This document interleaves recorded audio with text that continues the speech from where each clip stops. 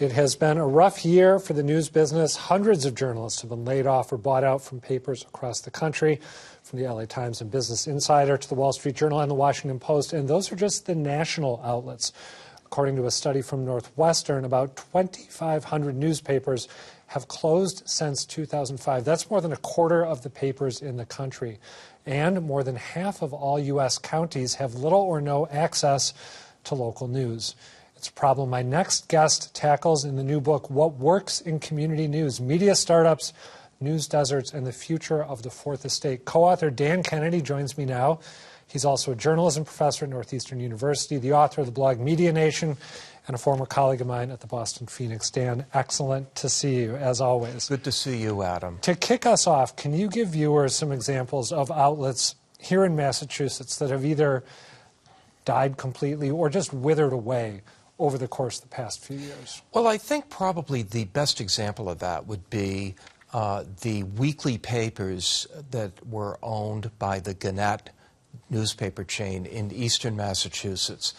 They have basically gotten out of the weekly newspaper business, and weeklies are really what drives small town coverage. Are these the old community newspaper companies? The old community newspaper company, absolutely. And within the last couple of years, they have either closed or merged several dozen papers.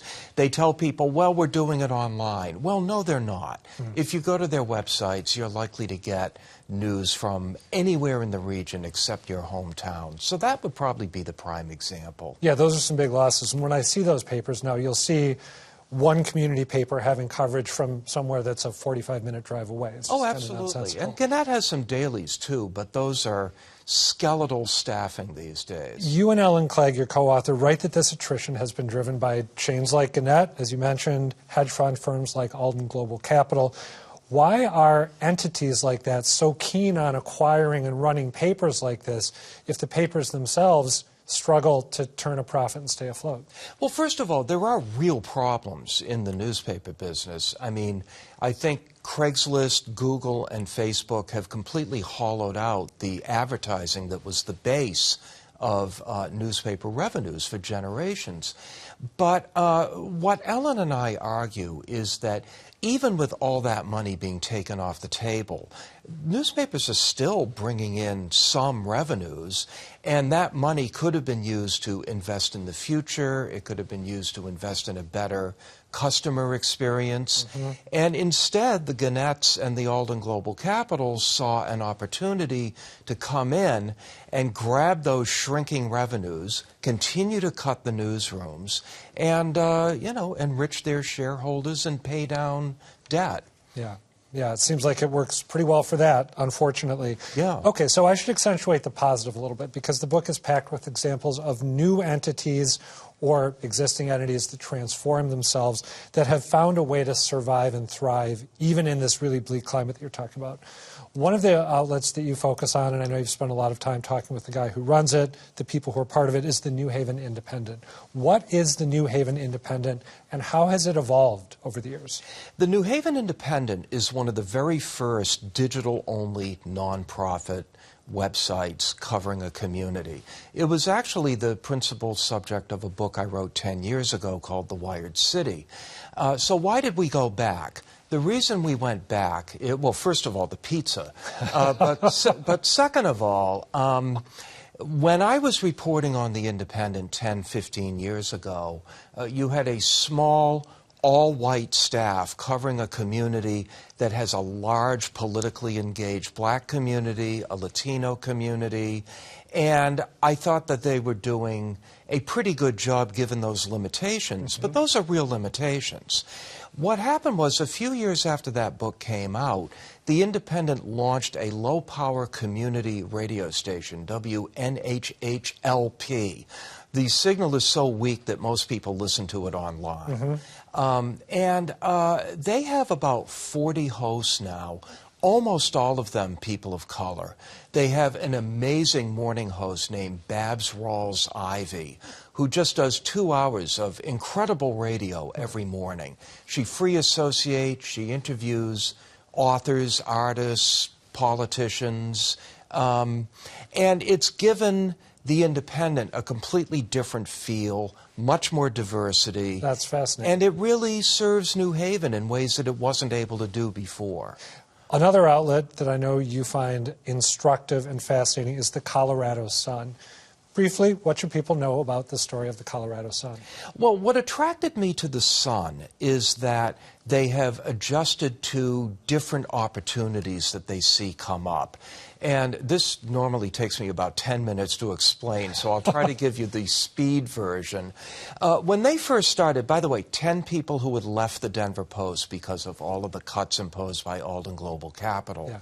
They began thinking that they were going to be supported by crypto in some way and published on the blockchain. Very au courant. Yes. And, you know, you laugh. They actually did get some crucial startup money out of that before the scheme fell apart the way all things crypto do. Their next step was to form a public benefit corporation, which is a for-profit.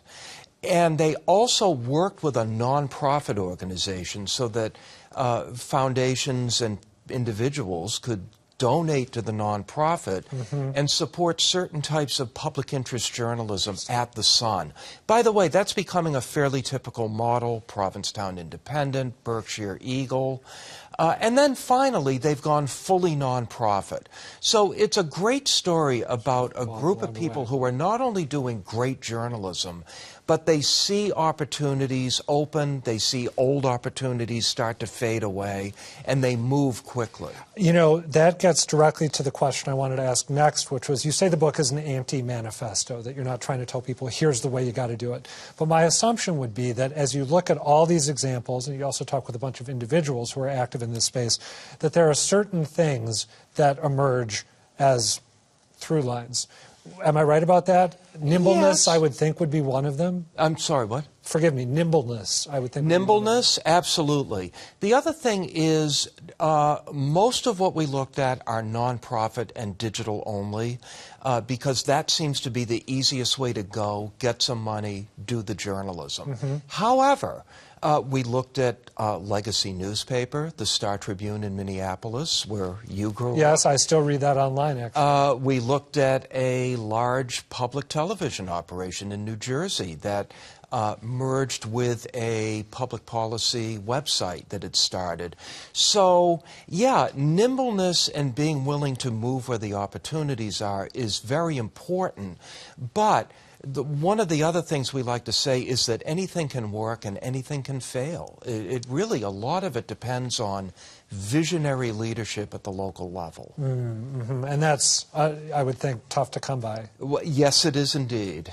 A lot of the organizations that you talk about are reliant on the largesse of grant-making organizations that want to do good civic work, right? Is that also an essential to succeed in this space? If you're a nonprofit, yes. Absolutely. But there are some projects that have done it. There are nonprofits that it's kind of been a slog. They don't really have those 1, 2, or 3 big funders. So they get support from voluntary contributions from readers like you. And they do events. That can be a business. They do underwriting, which is, as we know, is advertising. Yep. But you're right. A lot of them are dependent on a few big funders. We've only got about half a minute left for you to answer this question. What are some examples of local outlets here in the Boston area that are doing the kind of stuff you write about in the book? Well, since the Gannett implosion, we've seen a lot of projects launched. Yeah. One I definitely want to mention, or I'll be in trouble, is Ellen's project, which is Brookline.News, which is a nonprofit. She's the co-founder. They have an active board. They have a professional paid editor. They've been able to raise money, and they're doing a terrific job. I do feel like anytime I pick up, you know, there it is, pick up the paper. If I actually pick up the paper, I'm learning about some new organization doing this kind of work which wasn't there before, which is uplifting. And for anyone who says, you know, if I were a parent, I would tell my kids not to get into journalism, the book is a very nice corrective to that. It's also a lot of fun to read. It's really well written, really well organized. So Thank congratulations. you, Dan Kennedy, awesome to see you. Thanks for being here. Great to see you, Adam.